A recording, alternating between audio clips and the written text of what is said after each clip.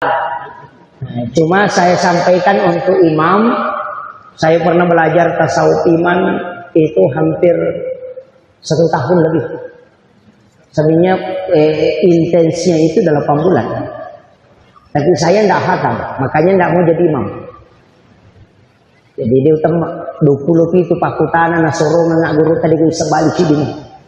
Nanti dikaji, oh ternyata niga iman na imamnya, ternyata imamnya imam adalah Al-Quran. Niga iman na Qurannya kada ja'akum minallahi nurun wa kitabun wa nurun Muhammad.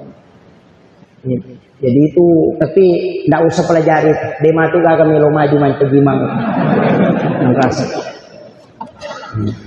Cuma saya kasih tahu modal untuk imam 4. Yang pertama jangan lewat pintu besar. Imam itu jangan lewat pintu ini yang belakang samping, yang mesti lewat samping situ. Yolo tol, pintu tak tol.